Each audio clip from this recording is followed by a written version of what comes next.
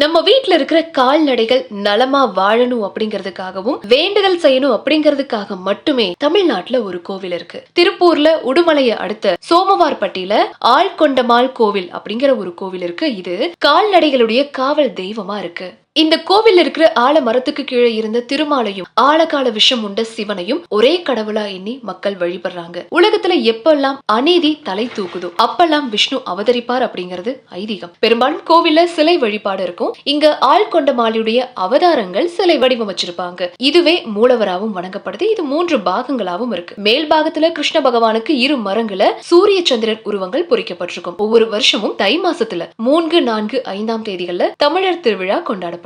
இத்திருவிழாவின் போது பக்தர்கள் அவங்க வீட்டு மாட்டின் பாலை கொண்டு வந்து ஆழ்கொண்டமாள் மேல தெளிச்சு அபிஷேகம் செஞ்சு வீட்டுக்கு எடுத்துட்டு போய் கால்நடைகள் மேல தெளிப்பாங்க. இப்படி செஞ்சா அதுகளுக்கு நோய் வராது அப்படின்னு நம்பப்படுது. கோவில் விழாவின் போது மாடு கன்று வடிவத்துடைய உருவ பொம்மை மண்ணால செஞ்சு வண்ணம் தீட்டி வளாகத்தில் இருக்கிற கால்நடை சிலைகளுக்கு முன்னாடி வைப்பாங்க. மாட்டு பொங்கல் அன்னைக்கு பிறந்த கன்றை இப்பகுதி மக்கள் கோவிலுக்கு விட்டுட்டு போவாங்க. அது தன்னிச்சையா அப்படியே சுத்தி திரியும். இத சலங்கை மாடு அப்படின்னு அழைக்கிறாங்க. இதோடைய காதுகள்ல சூலாயுதம் போல மாட்டியும் விடுறாங்க. அந்த மாடுகள் உரிமை இசைக்கு ஆடும் வகையில பயிற்சியும் கொடுக்கறாங்க. சோ இந்த வழிபாட்டு முறை வேற எங்கேயுமே பார்க்க முடியாது.